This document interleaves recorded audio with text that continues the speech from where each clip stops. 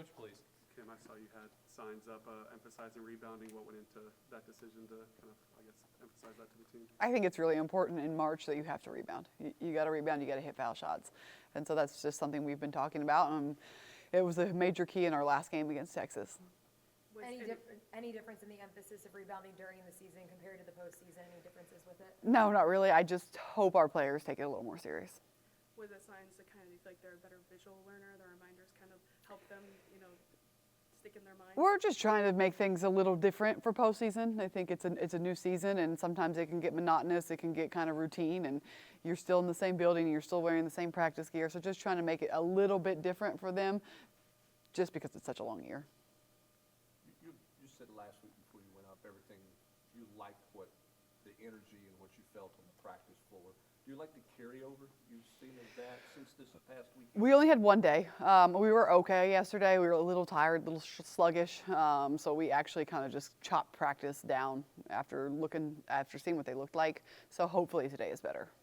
You might have a different perspective because it's your first year, but what's maybe the energy on campus or maybe amongst the coaches with what the athletic programs have been able to do from baseball, football to basketball as well? It's amazing, and I'm happy to be a part of it. I think there's a long time there where you don't want to be the coach that didn't reach the standard of the other coaches just around you on a day-to-day basis. And when you are around success, it breeds success. Texas is the only game that you ended up missing. Does it feel full circle at all to be able to get to coach against them from the sideline? I think it will. I think it'll be nice to be back on the floor and to get that opportunity back. Obviously, Texas is a much better rebounding team that you're going to face this weekend, but just the way that your team attacked the glass last weekend, do you feel like they made the strides you wanted them to? Just how do you kind of feel like they are going into this matchup? I mean, the work's never done. I do think we rebounded well last week. It's a new week. It's a bigger opponent. It's a more physical opponent, and we just have to continue to do that focused effort. And there have been some games this year where I have questioned, are we capable? Are we capable of rebounding with this team? And watching the Texas game was one of them. So just making sure that we have a focused effort with a sense of urgency on the boards. Does Texas look any different now from what y'all? They're playing much better. They're playing much better. And I think we are too. So I do think it'll be a different game, but their half-court defense has improved significantly. At least it looks like that on film. Their full-court pressure has improved significantly since their last loss. Advantage or disadvantage or either to playing a common opponent, somebody you've already played this year? Kind of neutral. It's a little bit of motivation for us because we didn't win the first time, but sometimes it's nice to play someone new. You said on the first day in Columbus last week you had a tough time putting a pulse on whether the team wanted to be the underdog or if they wanted to feel pressure, just how to motivate them. Do you feel like you learned a little bit more in that respect after last weekend? It doesn't really matter now. Now we're 100% the underdog, and that's what we're going with. There were maybe moments in the game against Ohio State where it felt like they took their foot off the gas. How important is it that moment where maybe they're peeking at the scoreboard does not happen? You guys say that. You guys think we took our foot off the gas. I don't think we did. I just think that was a really good opponent, and that was bound to happen. There have been games where we have taken our foot off the gas, but I think that was a game where they just hit us, and we didn't blink. We didn't seem phased whatsoever. Nobody in our program knew it was a 16-0 run. I'll tell you that. That's how locked in and focused we were. We just played right through it, and they were bound to go on a run because they play similar to how we do, and I think I was incredibly proud of our response. Why were they able to keep the focus then in those moments? I think they're locked in. They're playing together as a team. Our huddles were tight. We had a lot of high fives. We had a lot of great energy, and to see that when we were getting hit was a big step for this program. It's a step that we needed. In the first few practices of the year, just anything that stood out that they could make it to this point to be a Sweet 16 team? Yeah, I think from the very beginning of meeting this team, their mindset was a hungry mindset. And maybe we lost that somewhere along the way, but I think we have it back. And, as a coach, you can't sit here and think, okay, we got it. Let's check that box.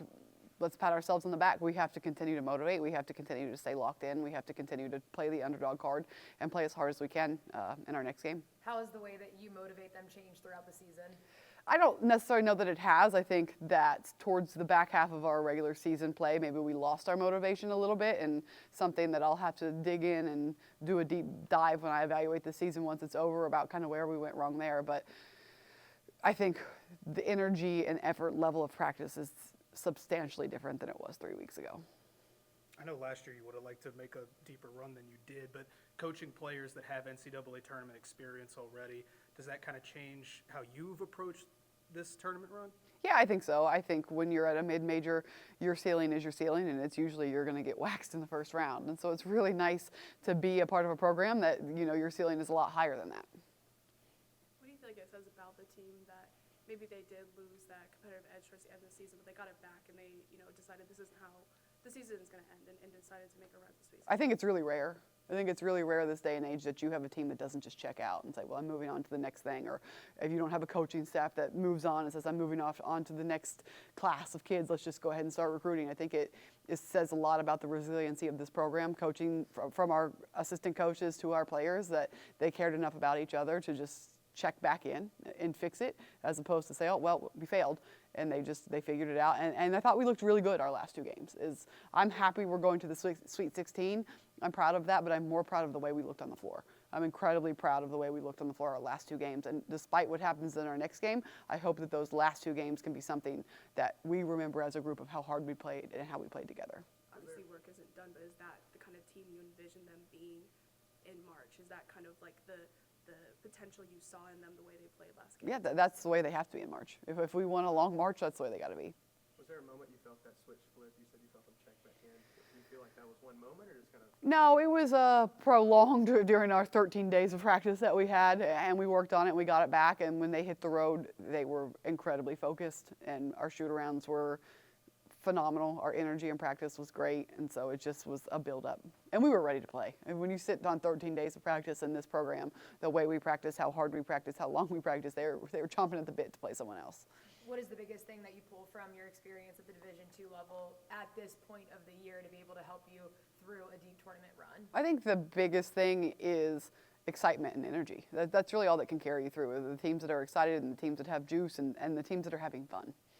The teams that still maintain having fun at this point in time of the year. It's something I've always tried to do with our teams, and I think we're doing a pretty good job at it. But again, let's see how we go in practice today. We have a couple days before we play. These practices are not always the greatest when there's not a game within the next couple days. Is this why you let them wear whatever shoes they want to wear? I don't even remember telling them that. They could have made it up for all I know. But at some point in time, I guess they asked me that question, and I said sure, and then here we are. Will they be taking advantage of that creativity? I'm sure they will be. I'm sure they will be. I don't think all of them will, but I'm sure that we'll have a handful of them that will. I feel like Z's been on a pretty steady trajectory the last half of the season, but the last game against Ohio State, just her aggressiveness offensively to be hunting her spots and not settling for maybe longer jumpers or a three. Just how would you describe her evolution in that aspect of really, being aggressive with her chances offensively? Yeah, I think it's big, and again, I think her shot selection has gotten much improved, so her efficiency is better, and I think when she's efficient, she's playing well, but I think that what I've been most proud of her the last two games was what such a good teammate she was. She was a great teammate. You saw on film, we clipped it up, we showed on film. She went out of her way to give people high fives. She got frustrated for a second and then went out of her way to give people high fives. She's running to pick people up off the floor, and when you're in a tough environment on the road, which all of ours will be from here on out, you need to be a good teammate. He mentioned that sometimes that happens like in their tight huddles they have. How much are you seeing that self-belief or like reset happen in those huddles during the game? Yeah, I mean, again, just our last two games, and it's such a small body of work, but it's our postseason body of work, so it's what matters now. They've been great, and we clipped those up, we showed those, they talked about them, they laughed about them, and hopefully that's something that they can see themselves doing on film, where we are in a tight huddle, and maybe our opponent isn't in a huddle at all, and we freeze frame that, and we show that, and that matters. Those add up to be points. Is that something you've always done to kind of show it wasn't necessarily a basketball play, but it was something important from that aspect? Yeah, and we'll do it early on, early on before we even play a game. We'll clip up body language, sportsmanship, how to be a good teammate. We'll clip it up in practice. Do you Why grade is that, it? why is that such a Do you thing? grade it? Like, how do you know, like, if it's a good one, bad one? No, we just talk about it. We show it. I mean, the film sometimes does lie on that. Sometimes players figure out how to fake body language and they're saying something bad that the camera doesn't pick up. You do have some of that, but you can usually tell when the energy is good on film. Why is that something that you've kind of picked up as a coach that you see as really important? Because I don't know how many coaches put that kind of emphasis on that. Why do you think that's something you picked up on? I don't know if it translates to the men's game at all, but when you're coaching females, you need your sister. You need somebody right there next to you when you make a mistake. And if you make a mistake, I mean, I've been there as a player. I was never the best player on the floor. So when I made a mistake and my best player or somebody else I was on the floor with looked at me and said, I believe in you, keep doing it, then it's washed away. It's the next play, and somebody else believes in me more than I do. And so I think that that's important. I always say, like, you don't play tennis. You're playing a team sport. Be a good teammate. Is that hard to instill? With some players more than others.